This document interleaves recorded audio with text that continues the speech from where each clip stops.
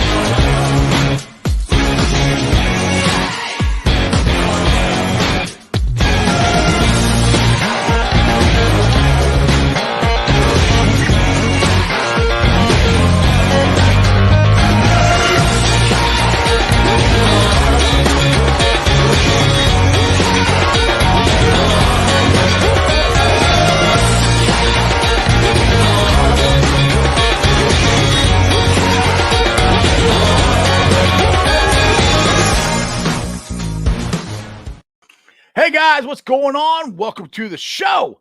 This is Sports with Strawberry Ice. I'm your host, Jeff Carr, and as always, I'm bringing you sports from a West Side point of view right here in the great city of Cincinnati, Ohio, home of New Stripes, baby. Check it out. You like it? I like it. I think it's nice and clean. You got the new orange, and right behind me, got the old orange. Now, if you guys found the show, do me a favor, hit that like and subscribe button, smash that thumbs up. We did it. I'm over 1,000 subscribers, 1,100 to be exact. 1,001, sorry, to be exact. I appreciate every single one of you guys. You guys are awesome. Let's try to get it rolling, get to 2,000. Now, this show and every show, as always, is brought to you by T Properties. T Properties, quality housing for quality people. You need an apartment, a house, a condo. Check out the website at www.tpropertiesllc.com. They'll have all your rental property management needs and your rental needs. All right, like I said, New Stripes. I was out there early this morning. Me, Jungle Joe, Zim for Orange and Black podcast was all there. Orange is the New Black podcast was there. We got our new uniforms. I did a video earlier today. It's on the channel. If you have not watched it, please check it out. But I don't know about you guys. I'm pretty happy with it. The 9, the number you can see is a little different. If you can see this part right here, it's kind of a pointy part, and that one's a block. So that's about the only difference in the number-wise. You got the Bengals instead of the B. The best part that I like is the Paul Brown signature that is stitched in. And you have to keep that in mind because Paul Brown, if it wasn't for him, we would not have the Cincinnati Bengals. As you can see right there in the corner, in the back of it, it's Paul Brown. It's like I said, I think it's a nice, clean jersey. I got the orange one. You know, they got orange, black, and white. But go check them out and go buy a new jersey. Now I'm bringing my boy Jeremy D, who does not have a new Bengals jersey like I do. So he's completely jealous. What's going on, D? Throwing off my gear. That's what I'm doing, man. Yeah, sure. I'm done with this podcast. You know, just getting to sit back and watch you enjoy your jersey for the day, pretty much. I will tell you what about the jersey. You know, what's up? We all hated the doorknob jerseys. And I got to tell you, what looking at these jerseys on players and the mixtures, I like it. Now, there's one little thing I don't like, and then the big thing I love, which is already something you do. But if I had just a little, I feel like the shoulder pad version of where your shoulder pads go and the stripes, they're a little simple, but at the same time, they're sleek. Well, and the cool thing about the stripe what I got this from Good Morning Football. What the Nike executives did, or at least they told Good Morning Football they went and studied actual Bengal tigers when they're like on the prowl, like when they're getting ready to pounce, and what their stripes look like, and that's what these supposedly look like. That's why they're a little different than what we've been used to. So those stripes on the helmets are exactly the same, which I don't want them to mess with the helmet. I like the helmet. Yeah, I do too. A lot of people are saying, why not do one white helmet for a whiteout game, which I don't think they can't. They can't. So yeah, NFL won't let them. Yeah. But other than that, I think actually it kind of looks sleek, and I think it's actually going to look sleeker on a jersey. It's going to kind of all come in one tone.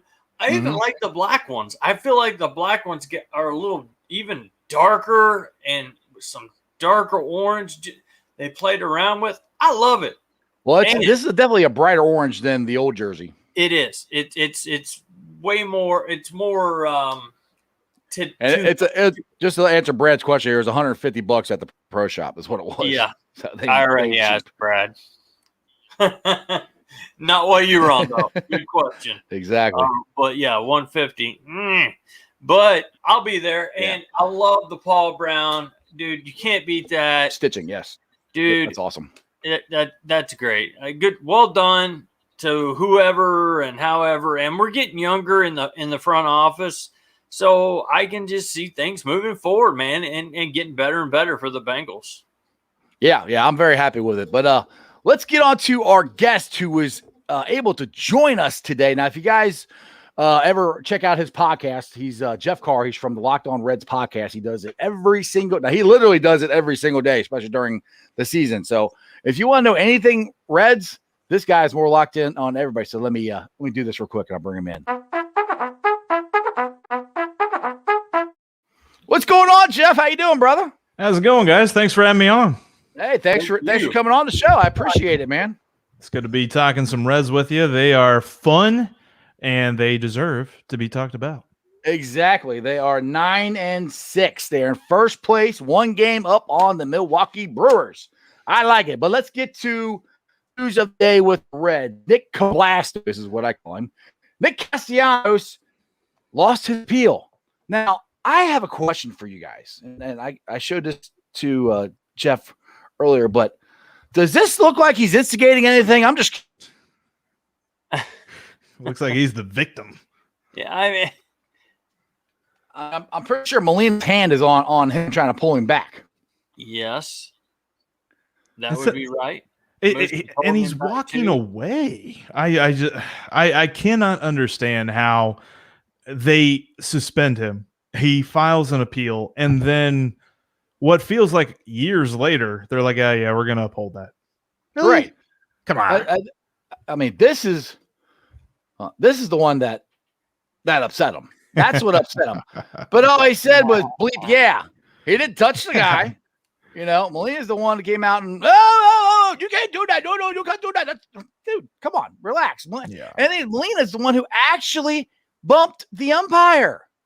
So I'm pretty sure, I thought when you bump an umpire, look, you can see it right there. He's hitting him with a shoulder, and look at the umpire's going sideways. It ain't from Castellanos. I mean, I'm pretty sure Molina's the one that bumped the umpire. And as far as I know, when you bump an umpire, that's an automatic ejection, I thought.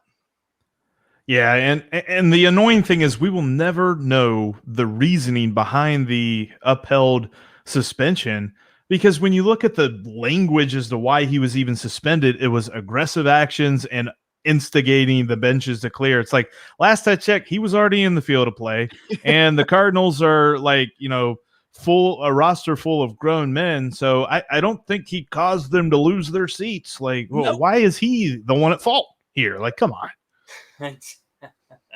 Yeah, exactly. I mean, Molina's the one that went after. You could watch the video. He said, yeah, and he's walking away. Then Molina, hey, and he goes after him. I'm like, that's instigating it more than, like, dude, if you can't, if they're okay with everybody doing the bat flipping and cheering when a pitcher, strikes somebody. I just saw Trevor Bauer yesterday in the San Diego game. He's pitching for the Dodgers now, obviously, that, but he struck Tatis out, and he's like, girl, I'm like, he's bumping his chest and all that. I'm like, well, how's that any different than what Molina did? Yeah. I mean, he didn't come out to go after with a bat afterwards. He just walked off the field. I mean, so to me, this whole thing has been completely and totally blown out of proportion. It's just another example of Major League Baseball getting in their own way. They are the best in the business at doing that. Exactly. I mean, you got to, and you think about it, they're taking away 5 home runs out of our lineup, man. They're taking away a 295 batter, man. Yeah. You know, the guy's got 12 runs brought in. I mean, he's got 10 RBIs, and we're still early into the year. And now we're giving him 2 games for something that we've got video evidence of where it doesn't show. I know in the world of everybody's got their phones out, and if you do one little thing wrong, you could be gone forever, you know, to San Quentin. But right, they took really our best player, one of them anyway, you could say, and kicked him out for 2 games over. We're still waiting on the exact what the deal is. I mean, we've heard what they've said, but let's see it. Yeah. It literally boils down to the fact that he just got excited after scoring a run. Yeah. I mean, is that really what we're going to suspend people now for? Like, come on. Yeah. Like, right. Exactly.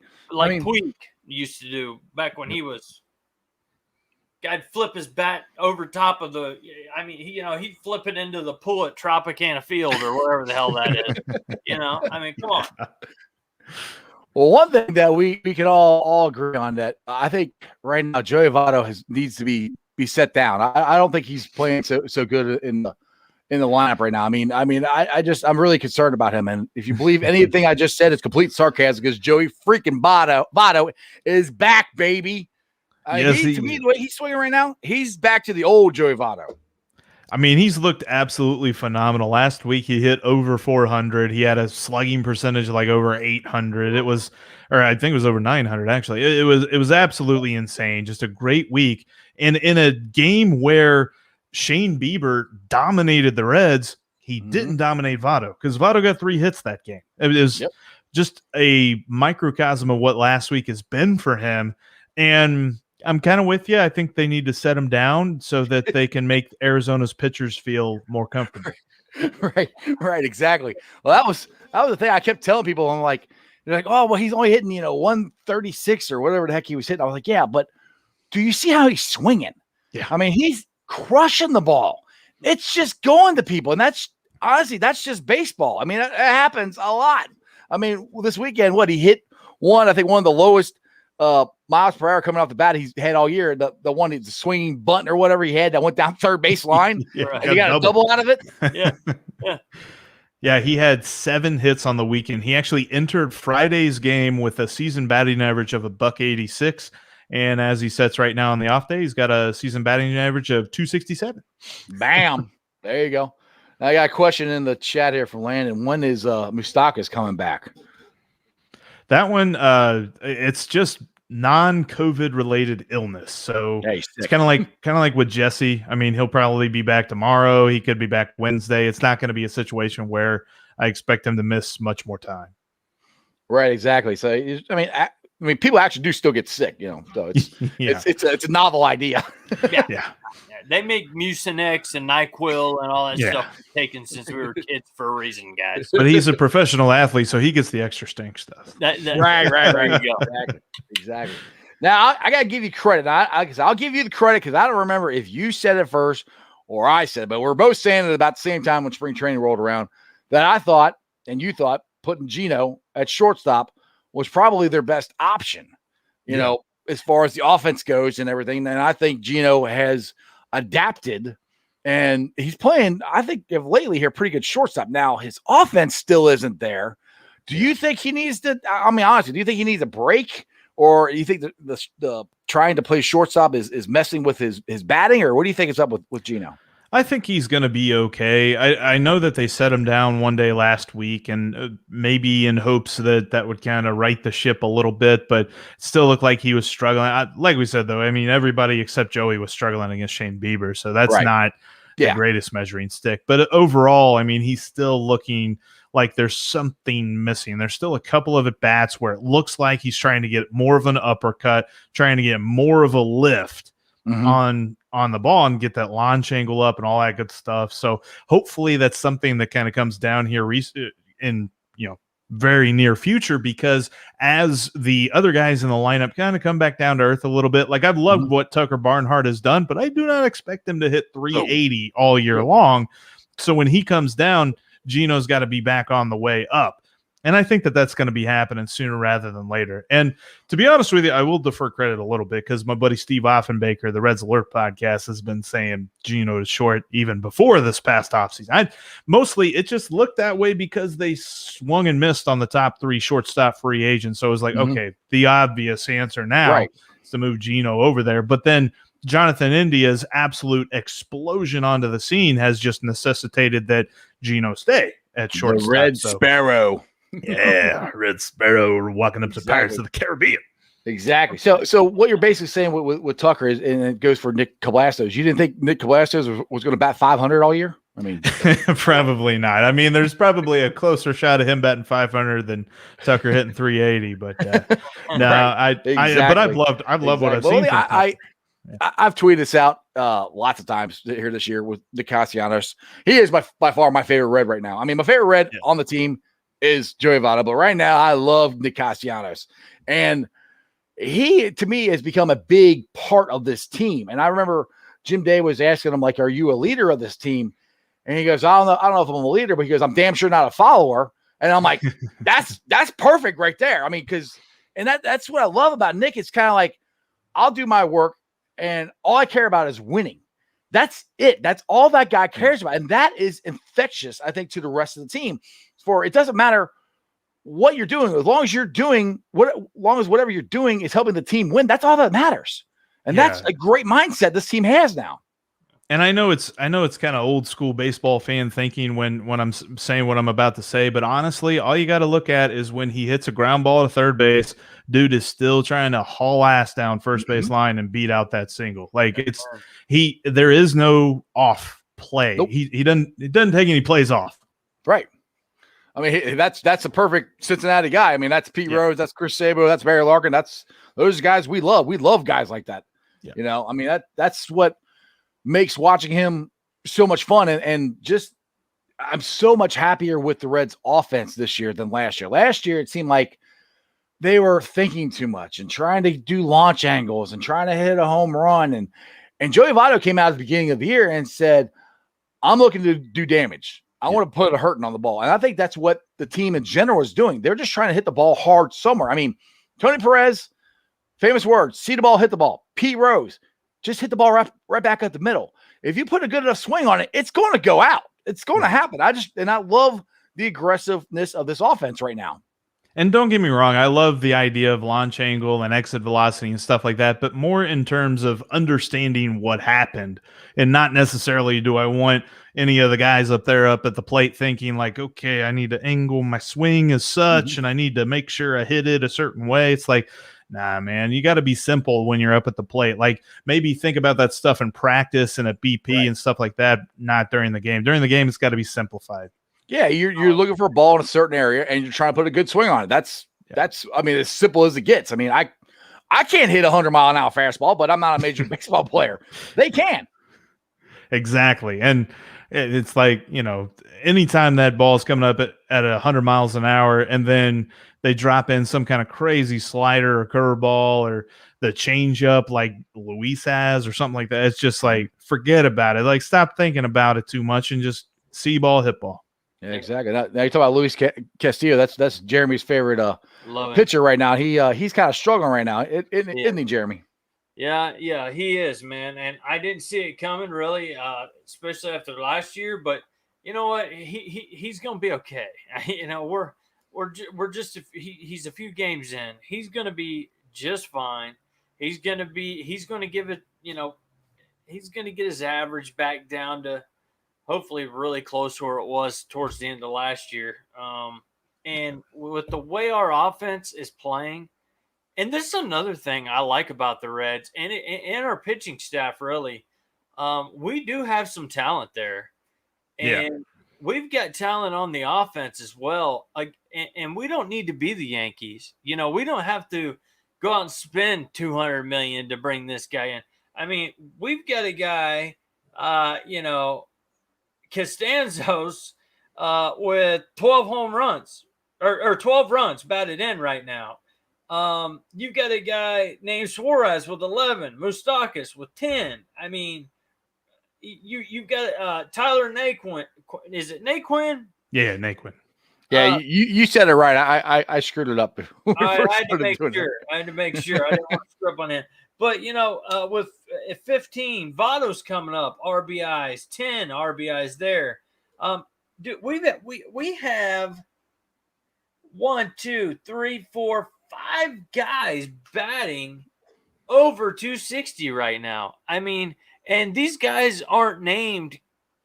I don't want to set it back too far, but, you know, Ken Griffey Jr. or before, you know, Pete Rose or Joe Morgan, or these are guys, a lot of them that have come up through the system, and it's exciting. And I think, you know what, if the fans will just hang in there with us, I can see us having a good team and for years to come. I'm calling. We're going to the playoffs this year. I'm already calling. That's not a hot take. I know I told Jeff before the show I'm not a hot take guy. That's not a hot take. I believe that. I believe they're going to go to the playoffs this year. Now, Anthony had a question or comment, you know, because Barnhart and Castillo said this the other night that they weren't on the same page as far as what, you know, how they'll attack. But once they got on the same page, Luis looked like the old Luis. Yeah, you saw that because the first inning they gave up the 2 home runs. That game was so weird because as soon as the Reds jumped out 4-0 with Castillo on the mound, you're thinking, well, I mean, it's over. There's plenty of game left, but this still feels pretty in the bag. And then the bottom of the first inning, the Giants are like, yeah, no, we're just going to tie it right now. So don't mind us. And yeah, that's definitely one thing that you don't really think about a lot. You always talk about a pitcher's command. You talk about his stuff, his velocity, his break, like all the spin rate, all that stuff. But there's even just that simple thing of where's the catcher's mind at and where's the pitcher's mind at with regards to the scouting report. And that's what cropped up in that last start. I think that Luis is going to be just fine. I know that people are going to look at the numbers right now and be like, "Ooh, it doesn't look good," but he is going to be absolutely fine. I do not expect him. I mean, he's going to have those rough patches. Every pitcher does, but I still expect him to be in the Cy Young race this year, even as is. Me too. Yeah, exactly. I'm not worried about him at all. I mean, Miley, he's been a pleasant. Yeah. We call Wiley Miley is what you're calling him? Wiley Miley. He's been a pleasant surprise because honestly, after last year, I'm like, dude, I don't even know if I want him on the team. He couldn't stay healthy. Yeah. But Barnhart cracked me up the other day. It wasn't this last start before that where, you know, Miley got upset because he thought the other team was stepping out on him and calling timeout.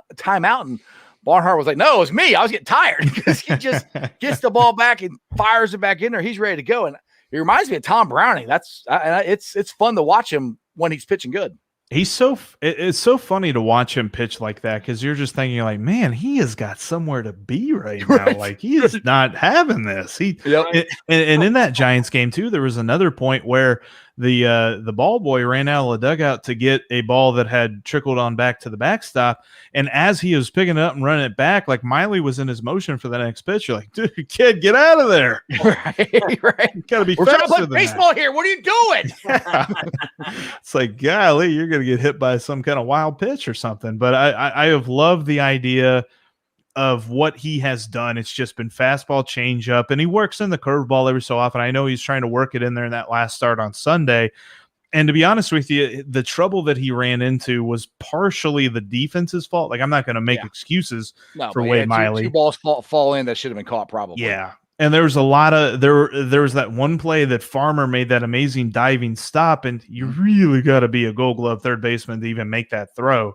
But then the next guy hits a home run. You're like, that if Farmer converts the play, gets the third out, you're out of that inning. And the Indians are nowhere near where they were at that point. So I thought of it, and I'm like, I'm not sitting here thinking like, ooh, Miley's in trouble now. And then you got Jeff Hoffman, who just continues to pitch pretty darn good for what you expect from a back of the rotation type guy. Like, you're not going to sit here and say he's going to overtake, La Piedra for the ace or Sonny Gray or anything like that. But at the same token, he has been more than fine in that, 4th, 5th rotation spot.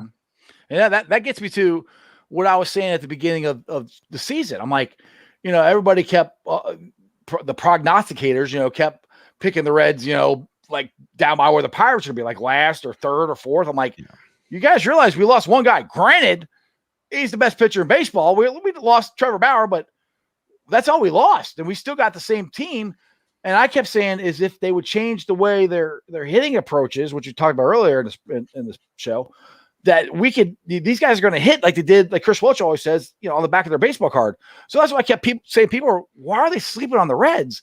And I think it's come to fruition. Now, I did not expect them to start out the gate 6-1. I mean, nobody did. But like you had a good point before the show, Jeff. You're talking about how the 1990 team was kind of looked over at the beginning of the year. Yeah, because in the season previews for that year, the consensus was, they're a pretty solid team, but we're not picking them to do anything special because they have been so disappointing in recent years. Right. That's exactly what we were all thinking about this team. It's like they've got some talent. They've got some guys that make us feel good, but at the same token, they just haven't done it. They haven't put it all together. Like the best that they were last year was 2 games over 500 in the regular season, and then they didn't manage to score a run for 22 innings of postseason baseball. So it's like, are we really going to sit here and get excited about that again?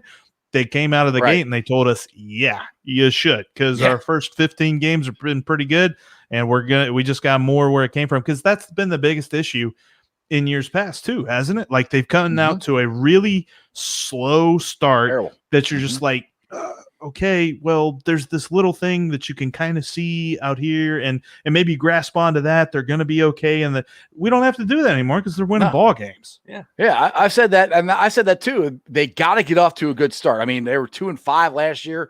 Year before that, I think 1-8 or 1-4 or something like that. And you by the end of April, you're 5 games out of first place. It's really hard to come back. So and people are like, oh, it's a long season.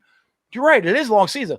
But you got to be in the race at the beginning to make it anywhere close, because it's a long season. But these other teams, if they already got this big a lead on you and they keep winning and you are not consistent at winning, you're not going to catch them most likely. So starting the season 5-1 was awesome. And that has really been the key, obviously the key to this season. And that's what they've needed to do the last couple of years. And I always threw it on, I call David Bell the mad scientist. I always threw it on him because I'm like, I don't know if these guys want to play for him. I don't know if these guys want to play for him or not. Then that going with the playoffs, 22 innings, not scoring. I'm like, there's no, fire. There's nothing there. It looked like they were all overthinking everything. This year, I don't know what he did, but it's completely changed. And these guys love playing for him. They're having fun. And I think the whole just not thinking as much, because even look at Joey Votto. Joey Votto's just up there swinging. Last year, it looked like he was just, like you said, got to get the launch angle, got to do this. And they're just seeing the ball and swinging. And I don't know. I know Nick Castellanos said that he preached that or whatever in the offseason. And they've all bought in. I mean, I know it's a long-winded explanation, but that's what I think the difference is between last year and this year. Oh, go ahead, buddy. No, I was just going to say, like, any good athlete just simplifies their process. I mean, that's what you got to do. Yeah, I was sitting here with Jeff during last year's playoffs, and I got to tell you, he was more upset at David Bell. Oh, I was pissed.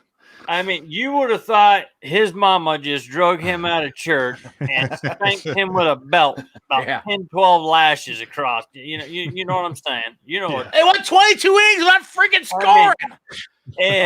So he started calling him Professor Bell, mad scientist Bell, any kind of Bell you could think of other than a regular Bell.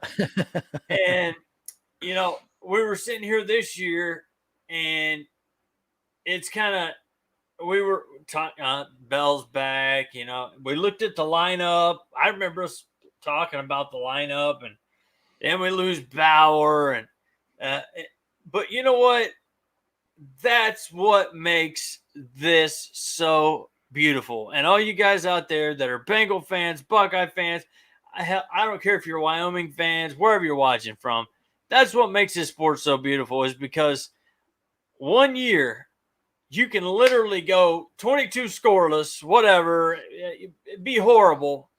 And then you open up the next year as one of the best teams, one of the best slugging percentage teams, home run teams, batting average teams for the first 6 games or 7 games. It's amazing. It really is. And how do you feel about it when it comes to Bell? Do you feel like he's doing anything differently or is it the team? I think a lot of it does have to do with him being a little bit more hands off. I think that in the past couple of years, you could about equate him to Geppetto. Like, he was trying to control everybody with the marionettes and the strings and all that stuff. And it's like, well, we got to get this matchup and we got to get this specialist in here to face this guy. And it's like Major League Baseball told him, all right, relievers got to throw for at least 3 batters.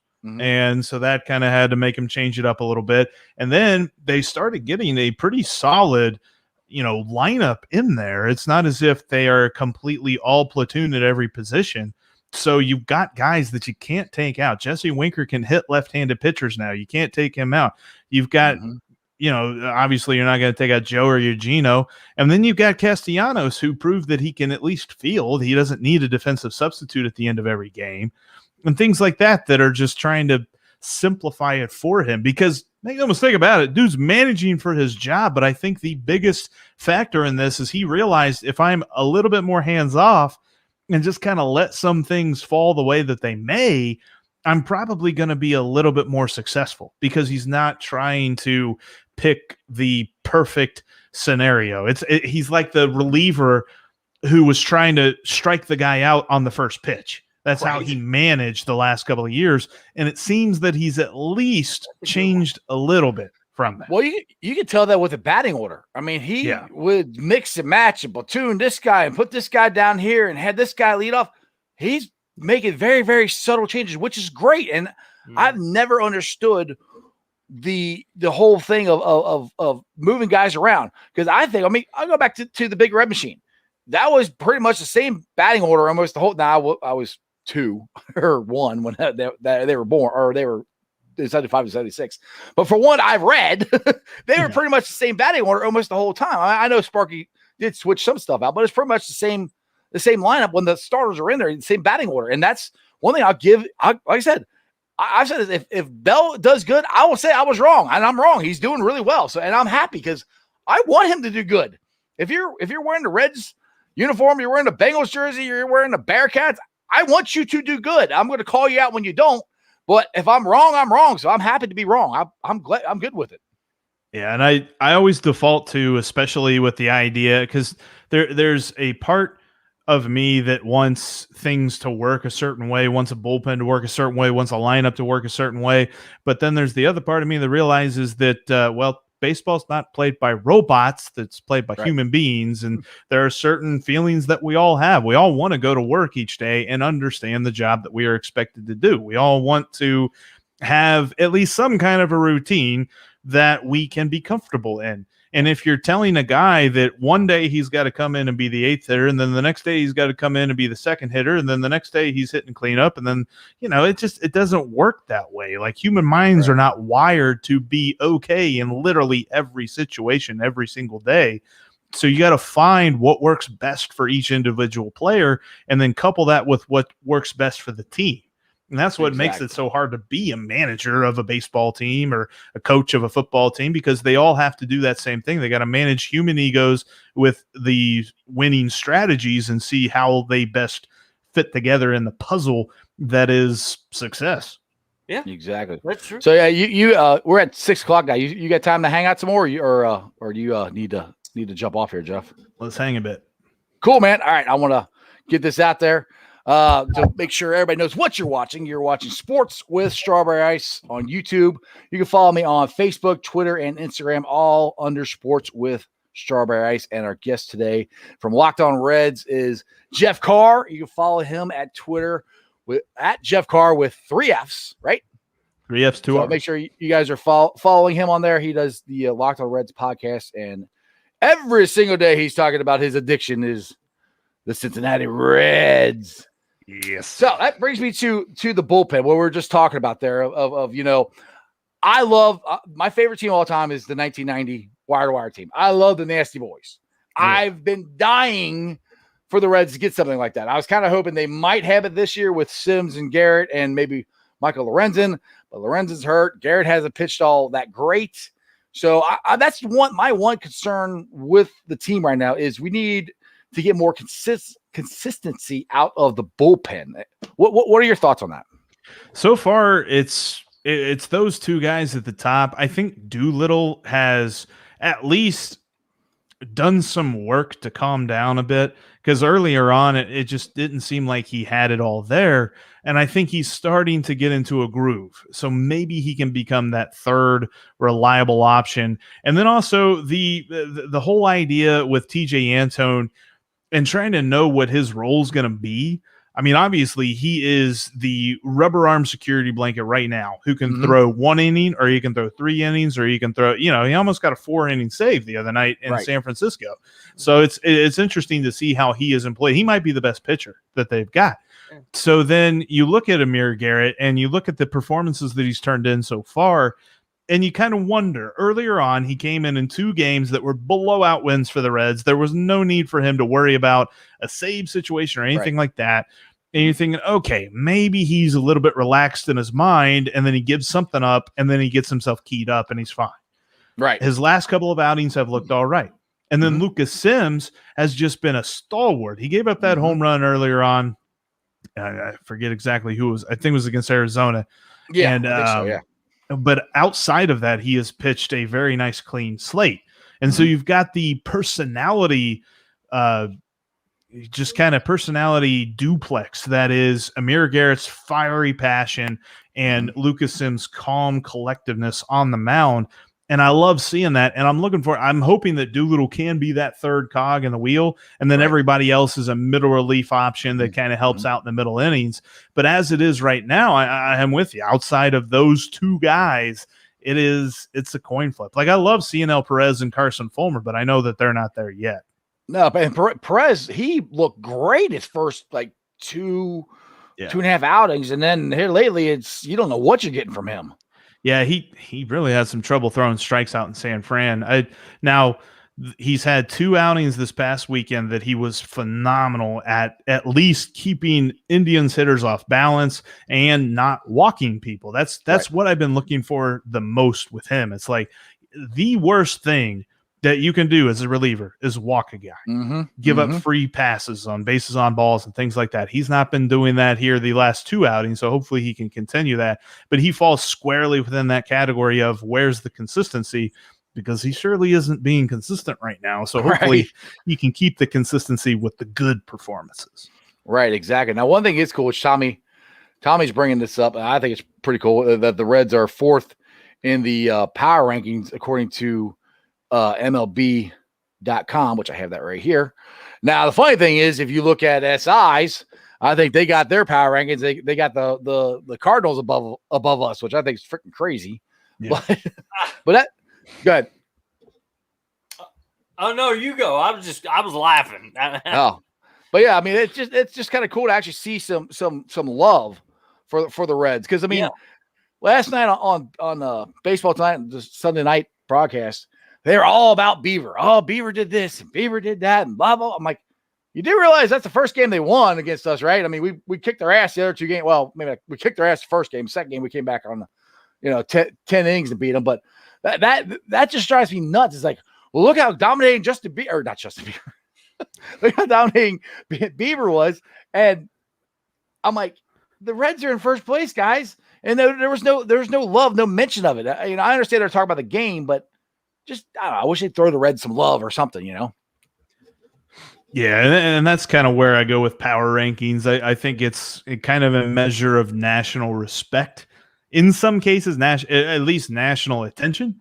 I don't put a ton of stock on it. I know that the Reds still have lots of work to do to live up to a billion of top 5 team in the major leagues, but I love the fact that they're getting that sort of recognition from MajorLeagueBaseball.com.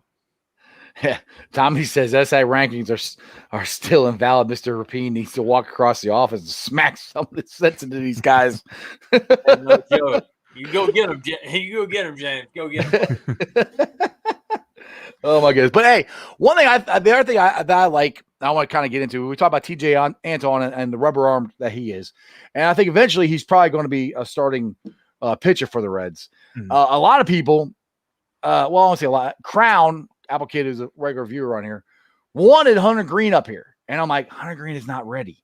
And we also got what's the the escapes my mind. The other minor league pitcher, yes, Liddell. Yeah. Those are two that are in the wings for the Reds. So our pitching isn't going away anytime soon. And that's one thing that I love about the change that the Reds have done. Because for years, we could not develop a starting pitcher. I mean, we developed Tom Browning, and that was like the only one we developed that and the next one was like Johnny Cueto that we drafted and developed. And that was like 30 years difference, But now we've got these two coming up. We've developed Johnny Cueto. It's changing as far as that goes. And that's one thing they're talking about last night on Sunday night broadcast. The Cubs, they can't develop pitching. The Reds can. That's going to help us maintain a winning atmosphere, I think, as long as you can keep replenishing the guys you're losing and hopefully add some free agency talent here and there. Not a ton. You just got to do it a little bit just to maintain the offense and the good vibes that the team has. But these are good things that the Reds didn't have for years. Right. And even more so than just game by game performance, it's like if you can develop pitching and, dare I say, get to the place where you have a surplus, then you can use them as trade bait. Do you need a shortstop? Go get one. Do you need a first baseman? Go get one. Do you need, insert position here? So I think the idea of the Reds bringing in Kyle Bodie and Kyle Bodie bringing along with him guys that have worked with him at Driveline and instituting those ideas into the Reds organizational development plan, I think that we are just going to see this is literally the beginning, the very, very forefront of the Reds being able to develop pitching. And it's so exciting because, I mean, you think about Shane Bieber. Where was he a couple of years ago? Right. He's in the Indians minor league organization. They've got all these young guys, like their star reliever, which we didn't see a whole lot of him in this past series, but James Karinchak. And they traded for that Class A guy. The Class A was pretty good. But they've got Karinchak. They've got Savali, I think is his name, Adam Savali. But all these different guys that they're bringing up through their own organization that they're paying, let's call it what it is. The Reds are a small market organization. And I hate that term. But yeah. Right. Exactly. We get it. But if you can develop those guys and you don't have to pay them $40 million a year, then you're going to build a very successful team. Yeah, that's the thing, because we're not going to be able to keep everybody. I mean, that's just the way it is. We're going to be, have guys, and hopefully you try to you sign them like Jonathan India, for example. I mean, that guy, if he, like I talked about before, if he isn't ready to play, I don't know if Gino's at shortstop. I mean, I don't know, but I mean, if you look at the guys in our lineup, I mean, Stevenson, he came up from backup catcher. He came up from the Reds. We drafted him. India, we drafted Senzel. We drafted him. That's what happened when we brought up guys like Jay Bruce and Joey Votto, and we went on that playoff run. I mean, this is what's happening. You sprinkle in guys from other places, and that's what makes winning baseball. And then if you lose guys, hopefully you have somebody to come up to replace them, or you made trades, like you said, with the guys that were surplus to add on. And that's what the Reds, that's the winning formula. That's what they have to keep doing. Hell, that's what the Cardinals do. And I hate the Cardinals. Yeah. I call them Tweety Birds. Right. Yeah. But that's what they've done for years. Yeah. And if you think about our pitching that we've got now and the homegrown pitching that we've got coming, just like, you were talking about, Jeffrey, with a lineup like we have now, New York would look at this lineup if you took away the numbers and, and say, what is this, Moneyball? Yeah. get these guys out of here. You know what I'm saying? Right. So the pitching is such an important part. You know, I'm a Reds guy from a long time ago. I've been in Alabama for a long time now, so I haven't been able to keep up with them constantly, but still quite a bit. And when I see, you know, what we have coming up and what we're showing right now with India himself, just with him, it gets me excited because, man, if you've got guys batting 260 to 300 and you know, they're hitting, you know, home runs just about every other game, you got, you know, one or two of them hitting a home run. I can see this being a good team for a long time. Yeah, we're going to lose some. We're going to lose some players. But like Jeff was saying, we can pick somebody back up, and this could be something that could last. It's not just going to be a 1 year, 2 year thing. I can see some momentum heading towards the Reds in Cincinnati. Yeah, because I mean, that's what it's about. It's perennial contention. Because like I think about our good buddy Jay Bruce announcing his retirement yesterday. It's like you think back to 2010 and you think how happy you were, and then it hits you. That was 11 years ago. Right. What have we had since then? It's like 2012 was nice, but we don't have those general feelings. And you think of the All-Star game in 2015, but that didn't have, you know, the implications that Clinchmas had. You know, I want more of that. I want to feel about this team, not just hope that there's something coming down the road. I want to be celebrating what they're doing right now. Mm-hmm. Exactly. And I think I agree with you, Jeremy. I think we're close to that. I do too. Yeah. And well, that was the problem when we had the end of that run. There was nothing in the minor leagues. There was no replacement, and they couldn't afford, let's be honest, to sign everybody. I mean, they couldn't. I mean, so that's the thing that has to be in place this time on this run. I think it's the beginning. I do think it's the beginning of a couple. Well, last year we made the playoffs. Last year it was the beginning of hopefully a couple of years playoff run here, and hopefully eventually a World Series. That would be awesome. But that's what has to happen. That's sustainable. And I always going to bring up Jay Bruce, and it makes me feel really old that he's retiring, because I do remember him coming up, and you know, and I was at the Clinchmas game, the 2010 when he hit the walk-off home run, the clinch the NF Central. Me and my son were there. We were going freaking nuts. It was that, and I always remember him for that. And it's just, and I really liked what Joe Votto said about yesterday, and what he meant to Joey, and how close they were as teammates and stuff. And it's nice to hear that, because you could tell, you could tell when somebody's being genuine. And Joey Votto was being genuine about how he felt about Jay Bruce. And I know Todd Frazier tweeted out his sentiments about Joey, or about Jay Bruce retiring too. So it's sad, but it's also kind of nice just to hear those things and to remember that run. That run was great. It all, you know, we all remember all we got to do is win one freaking playoff game against the Giants and we can move on. But besides that, it was fun while that lasted. And that's where the point I'm bringing it back to. We got to have the minor leagues and guys ready to go to replace the guys that we're not going to be able to afford. And that's where I think the Reds are at right now. And they're in a good spot. No, they are good. Yeah, I agree with you. And also too, to add on to that, is like the minor league development is awesome, but then you also have the added weapon. It's not really a weapon. The added resource. Let's go with resource. It sounds better. Okay. Of Derek Johnson. He's not a weapon. He's a resource. He is able to develop these guys that are deemed reclamation projects. If Sean Doolittle can keep on working it, like that's just another thing that, okay, so if you need a spot fill in, if you need to go out and get a guy during the offseason, maybe a non-roster invitee, and bring him in, Derek Johnson has that capability to figure out what it is that ails this guy in a short period of time, tweak it, and get him right back out there working. Yeah, now I remember we had a pitching coach back in the 90s who would do that a lot, Don Gullett. But he was really good. Like Pete Shirk, he got him off the scrap heap, and he made him, you know, runner up to Cy Young or whatever in 90, 94, 95, whatever year that was. But the problem, it was only the development at that level was only at the major league level. We had no development in the minor leagues.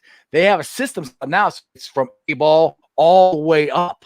It's the same system. So that's where it's, like you said, it's sustainable, that we can grow and hopefully develop into a consistent winner. I mean, what would that be like? Consistently a chance to win. And that's the way, when I was a kid, I grew up in the 80s. I know we finished second a ton, but we were consistently in the hunt, Now, if they had the playoff like they do now, we would have made the playoffs a couple more times. You had to win your division, and they had wild card or any of that stuff back then. So, and that's the thing too, is the way baseball is set up. It's set up for more teams to be active and more fans to have fun because their teams actually have chances to win. And that's what I love about what's going on with the Reds right now. Exactly. That's true. Hey, and I do got to say one quick thing, or I know my 73-year-old father, who is probably watching or will watch, he knew Don Gullett and watched him grow up and loves him. And if I wouldn't have told you guys that, he would have probably been heading to find me. So want to let you guys know. And Dad, you knew Don Gullett. There you go. Anyway, there you go. Well, moving on. Well, the Reds are off tonight, and then they take on the Diamondbacks tomorrow night. And hopefully they will get them back. And that's when they went out west. I said this before they went out west. They suck when they go out west. Yeah. They always do. They have not played good out west, and God knows how long. So that's another reason I wasn't. I'm like, yeah, it is what it is. But they got the Diamondbacks, and then you got the Dodgers coming in. That is going to be the series to me that it's put up or shut up time. Are we for real, or are we just playing around here? I think we're for real. But we're definitely going to find out when that series. That's going to be fun to watch. It's going to be tough because it's Arizona for 3, then they go out to St. Louis for 3, then they go out to LA for 3, then they come back and Chicago comes here. The Cubs come here. So it's like 9 games where they got to be on it. And I know the Cubs are down and the Cubs are having like historically bad offensive numbers, but it would be the most Reds thing ever for the Cubs to come back and figure that out, series. So can they kick the Cubs while they're down? Can they compete with the Dodgers, and can they take on the Cardinals in Busch and do some good damage against them? Because that's going to be an important thing. They take 2 out of 3 to start the year in Great American, but you've also got to go to their place a couple of times as well. So how do they handle that stress? Exactly. So it's like I said, it ain't over by far. They got to continue to keep winning. And stay big. I mean, key to everything is stay healthy. In which Aquino, he's out. Moose has been sick. But they're still winning, and we're still looking pretty good. So it's about 6:21. I think I'm going to let you roll on out of here, Jeff. But, hey, I appreciate it. And just let everybody know where they can follow you and about your podcast. Absolutely. You can follow me on Twitter at Jeff Carr with 3 Fs, and follow the show's Twitter, the podcast Twitter at Locked On Reds. Also follow the podcast wherever you get your podcasts. Sound like you've done it before. Yeah. Couple of times. All right, man. Well, appreciate you coming on the show, and you have a wonderful day, and take it easy, man. Nice, man. Jeremy, good talking with you. Thanks, Jeff. All right. Well, we got some Reds talking. Everybody in the chat's blowing it up about the draft. That sounds about right. What are we going to do? I'm in my Reds apparel, Reds hat. I could have put painted a big C behind me, but hey, only reason I got Reds or Bengals on because I got my new jersey today. I'm like, now I'm wearing that on the show, dude. I got to wear that. Come on now. Oh yeah, definitely, especially day one, man. Exactly. I'll have some. Well, tomorrow I have Bearcat stuff on because tomorrow we're gonna have Chad Brundle on the show for the first half hour, so we can talk to him about the new Bearcat head coach, Wes Miller, and see if he knows of any of the Bearcats that are coming back or anything that's going on with the portal transfer or anything like that. So check out, if you're a Bearcat fan, definitely check out the first half hour of the show. Don't be late because he will be on there. That brings me to the Facebook groups that let me live stream, and I appreciate every single one of them. They are Houday Nation, Cincinnati Reds, rounding third, heading for home, Bearcat Country, Ohio State Bucknuts, the Ice Bar, which is just a virtual bar. You can hang out. You can follow me on all my social media platforms. I'm on Facebook, which I have 1,011 likes and 1,098 people following that. On Twitter, you can follow me at Jeff A. Trenopole, or just look up Sports Strawberries. It should pop up. I have 386 people following me there. I'm on Instagram and TikTok. YouTube said it's awesome. I am trying so hard to get to this, but I'm at 1,001 subscribers. So I appreciate you guys. Let's keep it rolling. Try to get to 2,000. And other than that, Jeremy D, help us roll on out of here. You got it, brother. Just want to reiterate, thanks to all you groups. I know that there's probably about 20 of y'all that let me throw them on there. Throw our show up. Thank you guys. Thank you guys for watching. We're over 1,000. Now we're going to go to 2. And then from 2, we're going to go to 20. That's how it's going to work, just letting you guys know. Yeah, exactly. Yeah. But other than that, and as always, remember one thing and one thing only, and that is you don't live in Cleveland. You live in Cincinnati. Who dey? Keep telling your friends to subscribe, baby. Who dey? Go Reds and just sports, baby. See ya!